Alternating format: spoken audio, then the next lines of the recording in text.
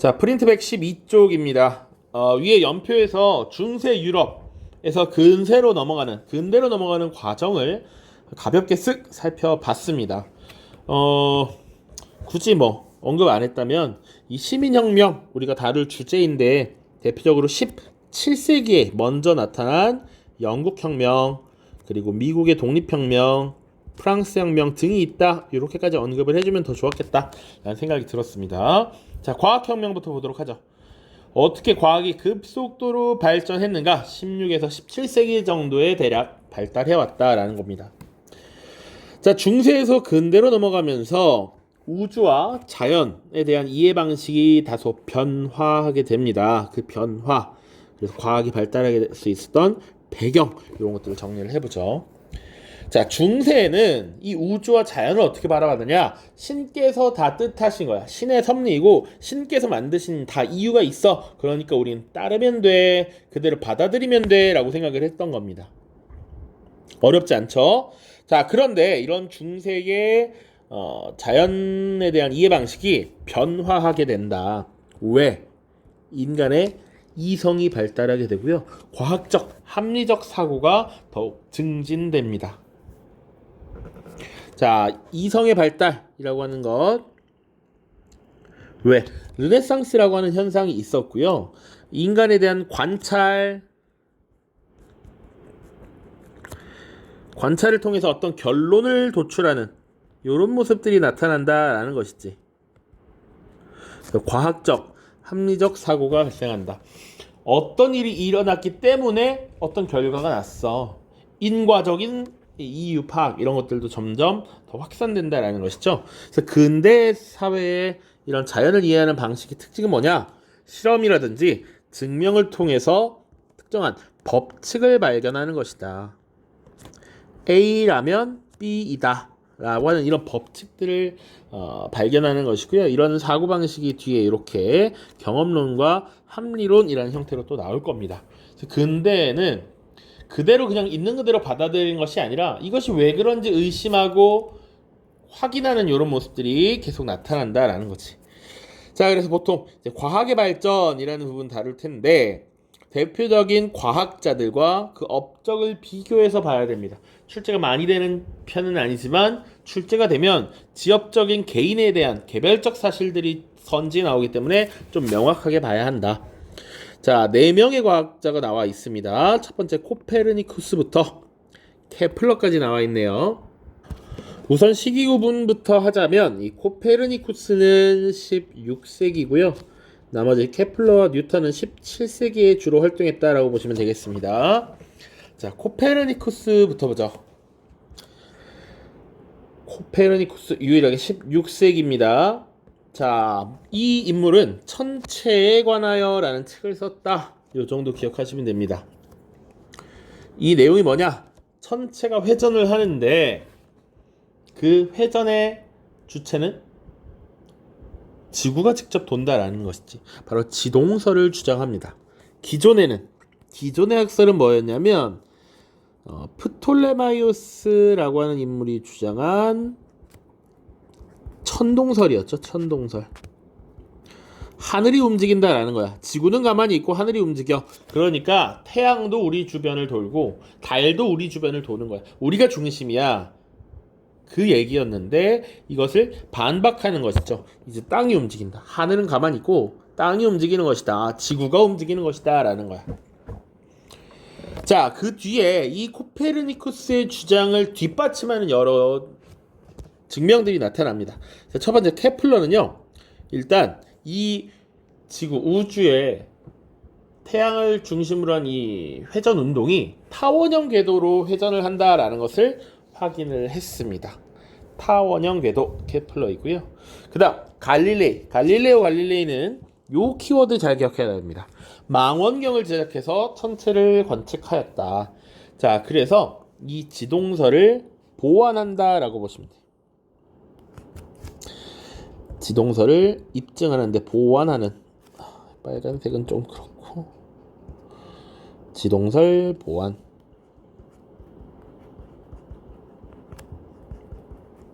그리고 파이널, 이것을 입증한 것이 뉴턴이다 라고 보시면 되겠습니다. 아이작 뉴턴. 자, 만유인력의 법칙이라고 하는 것을 발견했다. 이 정도로 넘어갑니다. 만유인력의 법칙, 선생님은 문과라서 설명할 능력이 없습니다. 자, 만유인력의 법칙. 자, 그리고 이 뉴턴의 가장 중요한 인식은 뭐였냐면 모든 자연현상을 인과 법칙으로 설명할 수 있다라고 생각했던 겁니다. 인과란 원인과 결과죠. 원인이 있었기 때문에 결과가 있다라는 거야. 어떤 작용이 있었기 때문에 그에 대한 결과가 도출되는 것이죠. 자, 그래서 이 자연현상 자체를 인과 법칙으로 설명하려고 했고요. 이런 것들을 기계론적 우주관이라고 합니다. 이 우주, 그리고 우리가 살고 있는 이 지구, 우리가 보고 있는 이 자연현상이 다 어떤 일정한 법칙에 의해서 운용된다라는 것이지. 그렇기 때문에 우리가 이 자연현상을 분석하고 이해하면 우리가 이것을 조작 가능하다라고 믿은 거야. 그런 것이 뒤에 계몽사상으로 연계가 됩니다. 자, 그리고 뉴턴의 저서 프린키피아 기억을 해두십시오. 프린키피아. 시기 문제 관련해서 이 프린키피아가 저술됐다 이런 것들이 나온 적이 있어서 1687년 언급을 해놨습니다. 프린키피아. 자, 그 다음 여기 과학의 발전이 아니라 오타죠. 의학의 발전입니다. 의학의 발전. 자, 여기 역시 16세기에 활약했던 베살리우스가 있고요. 17세기 하비가 있습니다. 자, 이 베살리우스는 인체 해부학의 기초를 마련했다. 이 정도 아시면 되고요. 하비가 조금 더 선제 많이 언급됩니다. 혈액순환의 원리를 발견했다. 과거에는 혈액이 어떻게 생성되고 소멸되는가 이런 걸 연구를 했습니다. 이 몸에 피라는 건 있어. 분명히 죽으면 피가 터지는데 이 피는 어떻게 만들어지며 분명히 피가 전달이 되면 어떻게 이것이 재생산되는지 소멸되는지 순환되는지 몰랐다 이거지. 그런데 실험을 통해서 이 혈액순환의 원리를 파악했다라는 것 정도 보시면 되겠습니다. 자, 그리고 이 하비는 영국의 영국 혁명 때 다룰 찰스 1세라고 하는 국왕이 있습니다. 찰스 1세의 주치의이기도 했다. 뭐 요 정도 혹시나 언급이 될 수도 있으니까. 자, 밑에 그래서 이 뉴턴의 기계론적 우주관을 잘 나타내고 있는 프린키피아입니다. 선생님이 자료를 넣을 때 이제 그냥 간단하게 읽으라고 읽기 자료를 조금 넣겠습니다. 칸이 애매하게 남는 경우에 더 그럴 거예요. 나는 기술이 아니라 철학을, 인공적인 힘이 아니라 자연의 힘을 설명하고자 한다. 다시 말하면 운동현상으로부터 자연의 여러 힘을 연구하고 이렇게 알게 된 힘들로부터 다른 자연현상을 설명하는 것이다. 알게 된 힘들로, 여러 힘을 연구하고 알게 된 힘들로부터 다른 자연현상을 설명한다. 이것이 하나가 원인이 되면 이것이 결과라는 얘기지. 이것이 원인, 이것이 결과, 뒤에가 결과가 되겠죠. 자, 그리고 뒤에 문제는 더 중요합니다. 나는 우리가 다른 자연현상들도 이렇게 역학적인 사고방식으로 설명할 수 있다라고 본다. 이 우주와 자연현상 자체를 하나의 거대한 기계로 바라보고 있고요. 그러면 우리가 이런 자연현상에 대해서 연구하고 이해를 하면 어느 정도 이것을 조작도 가능하다라는 것이죠. 그러니까 인간의 과학적 발견이 늘어나고 인간의 이성에 대한 이 신뢰가 늘어납니다. 그런 것들이 나중에 계몽사상이라고 하는 것으로 확대가 되기도 하고요. 그리고 자연을 무차별적으로 이제 개발하는 이런 모습들도 나타나죠. 자연에 대한 정복적인 모습. 우리 통합사회 때 자연 중심주의, 인간 중심주의 이런 거 봤죠? 그래서 인간 중심적 사고가 점점 확산되기 시작합니다. 자, 그다음 이제 근대 철학 볼 텐데요. 자, 경험론과 합리론 나와 있습니다. 자, 과학적 사고방식이라고 하는 건 일종의 하나의 법칙적 증명 이런 것들을 강조하는 것이었다. 첫 번째 영국 중심의 경험론, 그리고 프랑스 중심 혹은 원래 대륙의 합리론 이렇게 많이 부릅니다. 영국은 섬이니까 대비적으로 살펴볼 수 있죠. 자, 경험론은 영국에서 주로 발달된 근대 철학 방식이고요. 자, 경험론은 경험, 말 그대로 경험을 중요시한다라는 거야. 우리가 직접 보고 실험을 해보는 것, 관찰과 실험을 중시했고요. 그리고 귀납법에 근거를 합니다. 어떤 경험들, 사례들을 쭉쭉쭉 이제 학습하다 보면 이런 것들에 대해서 일괄적인 어떤 법칙이 등장한다라는 것이죠. 사례의 축적을 통해서 일종의 법칙을 지금 도출해내는 것이 바로 귀납법입니다. 대표적인 것이 인물이 베이컨과 로크가 있습니다. 자, 로크는 사회계약설로도 또 다를 거고요. 자, 베이컨 정도 경험론 하면 베이컨. 자, 그리고 뒤에 문제에 저서가 나올 텐데 신기관이라고 하는 것, 혹은 노붐 오르가눔이라고 합니다. 이름이 꽤나 어렵습니다. 베이컨과 로크 경험론 둘 다 영국 사람이겠죠. 자, 합리론은요 이성과 추론을 중시합니다. 우리가 보통 법칙이라고 하는 것을 중요시 여기기 때문에 대략적으로 우리가 인간의 이성적으로 합리적인 사고를 통해서 어떤 가설을 설정하고 대전제가 되겠죠. 이 가설을 검증하는 형태로서 법칙을 도출해내는 이런 것이 바로 연역법입니다. 이런 연역법에 근거한 합리론 이런 것들을 전개시켰던 것 주로 프랑스였고요. 대표적인 인물 데카르트 있습니다. 데카르트. 자, 데카르트의 대표적인 저서 방법서설이라고 하는 게 있죠. 자, 요 정도만 보면 됩니다. 깊이 여기는 철학 윤리 시간이 아니니까 요 정도 보고 넘어가죠. 자, 그 다음 중요하게 여겨지는 게 사회계약설입니다. 그러니까 지금 자연현상과 우주를 일종의 법칙으로서 하나의 거대한 기계로서 바라봤다라고 했죠. 그러면 사회도 마찬가지로 그렇게 파악할 수 있다라고 생각을 한 겁니다. 그래서 배경 보시면 과학혁명으로 촉진된 과학적 사고방식, 경험론, 합리론 이런 것들이 있었죠. 그래서 이런 사고방식을 통해서 국가와 사회의 권력 등의 형성을 이해하고자 시도했던 것이다. 이것이 정치 철학이나 이론 등의 성립에 영향을 미쳤다라고 하는 것이죠. 자, 그래서 국가란 어떻게 만들어진 것인가?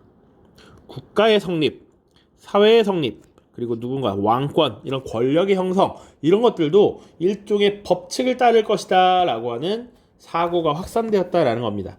그래서 이 사회의 구성이 어떻게 되었는가를 연구해 보니 일종의 계약을 통해서 만들어진 것이더라 라고 하는 게 사회계약설이고, 구체적인 내용을 보시면 자, 자연법 사상을 토대로 개인들의 합의나 계약을 통해 국가나 사회가 출현한다 라고 보는 이론이 바로 사회계약설입니다. 자연법이라는 건 우리가 흔히 알고 있는 법은 성문화되어 있죠. 글로 딱 정리가 되어 있어. 그런 게 아니라는 거지. 우리가 말하지 않아도 아는 자연적인 법이다 이거야. 누구나 지키는 그런 법률들, 딱히 성문화되어 있지 않은, 흔히 그런 거야. 말하지 않아도 아는 이런 것, 우리 흔히 국룰 얘기하지. 그건 말 안 해도 국룰이지. 그게 자연법이라고 생각하면 돼.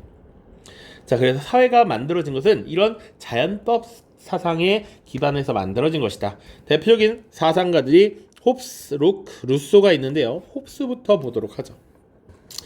자, 각각 대표적인 저서들도 좀 봐주시면 좋습니다. 그리고 저서가 만들어진 시기도 보세요. 시기.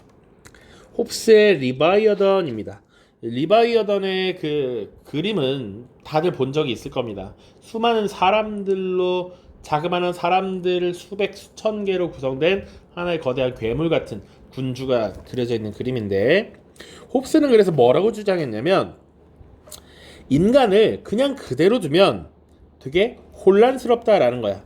이런 자연 상태를 만일에 대한 투쟁이라고 했습니다. 그러니까 자신들의 이익이나 이권을 위해서 사람들은 계속 투쟁할 거야. 이것을 벗어나고 자신의 이익을 지키기 위해서 상호 계약을 맺고 개인의 권리를 지배자에게 양도했다라고 하는 것을 주장합니다. 혼란을 벗어나기 위해서 일종의 계약을 맺고 나의 이 주권을 군주에게 위임한 것이다. 자, 그래서 홉스는 뭐라고 주장했느냐? 절대왕정, 이거 필요한 것이다 라고 옹호를 해요. 사회 유지를 위해서는 강력한 왕권이 필요하다 라고 봤어요. 홉스입니다. 홉스. 자, 그 다음 로크는 뭐라 했느냐. 로크는 일단 대표적인 저서로 시민정부론이라고 하는 것을 썼습니다. 1690년이고요. 로크는 인간의 기본적인 자연권, 생명, 자유, 재산 이런 것들을 보호하기 위해서 정부의 권리를 위탁했다라고 봤고, 정부가 이런 자연권의 보호, 그 의무를 다하지 못할 경우 저항하거나 정부를 교체할 수 있다라고 주장을 했습니다. 이런 것을 저항권이라고 부릅니다. 저항권. 자, 이런 로크의 사상은 그래서 어떤 영향을 미쳤는가? 자, 영국의 명예혁명, 우리가 바로 그 다음 시간에 볼 텐데, 이 명예혁명을 정당화했습니다. 명예혁명이 당시에 왕이, 국가가 자의적인 전제 정치를 펼치면서 시민들의 입장, 의견을 받아들이지 않았기 때문에 일어난 모습이야. 의회가 왕을 폐위시켰던 이런 사건이거든요. 야, 이런 것들을 정당화했어. 왜? 저 국왕 제임스 2세가 지금 국민의 권리를 제대로 보장하지 못하고 있기 때문에 우리가 정부를 교체한 거야 라고 정당화하는 거다. 시점이 명예혁명이 일어나고 나서 이것을 주장했기 때문에 그래요. 자, 그리고 또 미국 혁명과 프랑스 혁명에 영향을 미칩니다. 미국 혁명 1776년이라고 보시면 되고요. 프랑스 혁명 1789년인데, 자, 이 미국 혁명의 핵심적인 문서라고 할 수 있는 독립선언서에 이런 내용들이 들어가 있죠. 우리가 지금 영국 정부가 이 식민지를 대표할 수 없고 식민지인들의 이런 자연권을 보장해주지 못하기 때문에 따로 정부를 수립하는 것이다. 이런 표현들이 나와요. 아, 미국 혁명에 영향을 미쳤구나. 자, 그리고 프랑스 혁명에도 마찬가지입니다. 기본적인 생명, 자유 이런 것들을 보장하지 못하고 있다. 그리고 이 재산권의 보호를 위한 것, 이런 것을 프랑스의 인간과 시민을 위한 권리선언,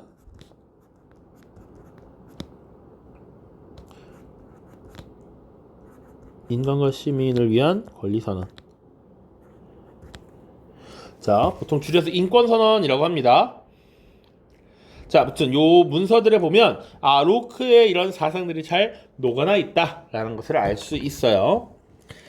자, 실제로 이 미국 혁명 자체도 또 프랑스 혁명에 영향을 주기도 하니까 당연하다라고 볼 수 있죠. 자, 그다음 루소입니다. 루소. 시기가 조금 달라요. 홉스와 로크는 17세기에 주로 활약을 했고요. 루소는 18세기에 활약을 했습니다. 자, 루소는 또 프랑스의 사상가예요. 프랑스. 자, 둘은 17세기 영국, 루소는 18세기 프랑스입니다. 프랑스. 자, 저서의 이름 자체가 사회계약론입니다. 1762년이었고요. 루소는 뭘 주장했느냐? 일반 의지의 형성이라고 하는 것을 강조합니다. 자, 이 일반 의지란 무엇이냐? 우리 교과서에 날개에도 자세히 쓰여져 있는데, 공공의 선과 이익을 전제로 국가가 갖는 보편적 의지야. 국가가 의지를 가진다. 이거 사실은 뭐 설명이 어려운 것인데, 국가라고 하는 것 자체가 공공의 선과 이익을 위해 존재한다라는 것이죠. 그것을 일반 의지라고 표현을 하고 있습니다. 자, 그리고 인민주권, 국가의 주권은 누구에게 있다? 인민에게 있다라고 하는 인민주권의 원리를 제시하죠. 그래서 프랑스 혁명과 민주주의 이념에 영향을 미쳤다. 요 정도 받으시면 되겠습니다. 물론 실제 수능에서는 이 부분이 많이 출제가 되지는 않습니다. 사실 윤리와 사상 쪽에 더 많이 나올 수 있는 주제이고, 수능에서 많이 출제되지는 않으나 이 내용 자체는 굉장히 중요하죠. 특히나 로크의 저항권 같은 경우는 시민혁명의 기반 정당화가 되었기 때문에 중요합니다. 루소도 마찬가지고요. 그리고 좀 더 특이한 것은, 그래서 로크와 루소는 기본적으로 국가의 주권이 시민, 인민에게 있다. 그것을 일종의 양도를 한 것이고 그걸 제대로 지키지 못하면 안 된다라는 것인데, 홉스는 조금 특이하게 그래, 인간이 주권자이지만 그런 주권자가 지배자에게 그 권한을 양도했기 때문에 그 그 양도받은 권력을 무한히 사용할 수 있어야 해. 그래서 개인의 권리를 지켜줘야 해라고 하는 입장이 다릅니다. 로크와 루소는 조금 더 혁명을 긍정하고 지지하는 그런 모습인데 홉스는 좀 그렇지 않았죠. 절대왕정을 옹호하는 모습이었다. 자, 그 다음 계몽사상과 유로의 문화 빠르게 보도록 하죠. 자, 일단 영상이 길어졌으니까 중간에 한번 문제를 좀 풀겠습니다. 과학혁명과 관련해서. 자, 2019년 수능 12번 문항입니다. 가나 학자에 대한 설명으로 옳은 것은? 라고 되어 있고요. 가를 보시면 나는 망원경을 개량했다. 그래서 목성의 위성들을 관측했다. 종교재판에 회부되어 고초를 겪었다. 이런 얘기 나옵니다. 자, 분명히 망원경을 만들어서 천체를 관측했다 라고 나와 있죠. 이것이 코페르니쿠스입니다. 코페르니쿠스. 갈릴레이죠. 갈릴레이. 자, 그래서 이 종교재판에 회부되었다라는 게 뭡니까? 갈릴레이가 사실상 지동설을 옹호하고 지동설을 주장했단 말이야. 그래서 종교재판에 회부됐어. 왜? 전통적으로 하나님이 만드신 이 세상은 하늘이 이 땅을 중심으로 돌고 있다라고 하는 천동설을 믿었기 때문이야. 저 새끼 그래서 사탄이다라고 종교재판에 회부된 것인데, 그런데 갈릴레이가 자신이 이런 처형을 당하거나 처벌을 받을 위기에 처하자 그것을 부정했지만 재판이 끝나고 나와서 그래서 뭐라고 했느냐? 그래도 지구는 돈다라고 이렇게 이야기를 했죠. 자, 나는요. 사우상의 비유를 들어서 실험과 관찰의 중요성을 역설하고 귀납법을 통해 경험론 철학의 토대를 마련했습니다. 라고 나와 있어요. 이것은 바로 베이컨에 대한 설명입니다. 프랜시스 베이컨입니다. 자, 보죠. 프린키피아를 저술하였다. 프린키피아라고 하면 아이작 뉴턴이 바로 나와야 합니다. 1687년입니다. 2번 천체 회전에 관하여를 출판하였다. 코페르니쿠스입니다. 1543년이 되겠습니다. 방법 서설을 집필하였다. 이거 데카르트고요. 나 신기관 노뵼 오르가눔을 출간하였다. 이게 정답이 되겠죠. 5번 디드로 등이 주도한 백과전서의 편찬에 참여하였다. 자, 요게 이제 계몽 사상이 확산되는 배경에 있는 것인데요. 디드로와 달랑베르라고 하는 인물이 백과전서의 편찬에 참여했습니다. 그런데 이 계몽 사상의 확산 18세기거든요. 그런데 갈릴레이와 베이컨 모두 17세기의 인물입니다. 자, 베이컨은 언제 인물인지 설명 안 했지만 갈릴레이는 17세기다 이렇게 얘기했습니다. 베이컨도 마찬가지 17세기예요. 코페르니쿠스만 유일하게 16세기였다 이렇게 얘기를 했죠. 오른쪽입니다. 밑줄친 발전의 내용으로 옳지 않은 것은 16, 17세기까지 과학의 여러 분야에서 획기적인 발전이 있어서 17세기 말에는 방대한 양의 과학 지식이 축적되었다. 이것을 뭐라고 한다? 과학혁명이라고 한다. 과학혁명. 이러한 과학의 발전은 인간, 자연, 그리고 우주에 대한 이해의 폭을 넓히고 기존의 비합리적인 사고를 몰아내는 데 기여하였다. 자, 기존의 비합리적인 사고, 이게 중세 사고라는 거야. 그래서 실제로 어떤 일들이 있었냐면요. 중세에 어떤 몸이 아픕니다. 그러면 이게 치료를 해야 되는데 당시 치료 방법 중에 어떤 것이 있었냐면 왕의 손대기 치료라는 게 있었습니다. 왕이 그만큼 신으로부터 신성한 권위를 받았기 때문에 왕이 손을 대면 병이 나을 것이다 라는 믿음이 있었다라는 거예요. 자, 그리고 유럽의 사례는 아니지만 그런 것이 있었죠. 칼에 찔려서 상처가 나고 피가 납니다. 그럼 보통은 상처를 소독하고 치료를 해야 되죠. 그런데 흔히 이 아프리카나 이런 원주민 사회에서는 상처를 낸 도구, 칼을 씻고 칼을 소독하는 이런 모습을 보입니다. 이런 비합리적인 사고들, 이런 것들이 만연해 있었다라는 것이죠. 과학혁명이 발생하면서 이런 것들이 변화한다. 자, 보겠습니다. 지금 16세기부터 17세기의 내용을 묻는 겁니다. 코페르니쿠스가 지동설을 주장하였다. 16세기죠. 천체 회전에 관하여.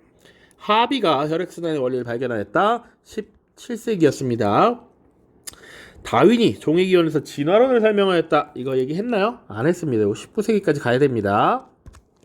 베살리우스가 인체 해부학의 토대를 마련했다. 16세기 맞죠? 뉴턴 17세기. 기계론적 우주관 프린키피아 기억해야 됩니다. 정답은 3번이 되겠습니다. 자, 오른쪽 2014년 수능 보겠습니다. 하나는 지금 절대왕정식의 왕권 신수설이 나와 있습니다. 국왕의 권위는 신성하다. 신은 국왕을 자신의 사신, 사자로 삼아서 국왕을 통해 지배한다. 우리는 모든 주권이 신으로부터 온다는 것을 안다. 이 왕권 신수설과 관련된 문제 절대왕정에서 안 다뤘습니다. 출제가 많이 안 됐기 때문인데요. 요거 지금 사회계약론과 같이 나와 있어요. 공연히 칼을 차고 있는 것이 아닙니다. 그는 신의 심부름꾼으로서 악을 행한 자들에게 신의 벌을 주는 사람입니다. 요게 지금 왕권 신수설을 이야기하고 있죠. 사람들은 무정부, 공포와 죽음의 상태에서 벗어나기 위해 강력한 정부에 의한 줄서를 요구하게 된다. 개인 행동의 자유를 지배자의 손에 맡기기 위한 일종의 합의 내지 계약을 하지 않을 수 없다. 이 경우 지배자에게 무제한의 절대적 권력이 부여되어야 한다.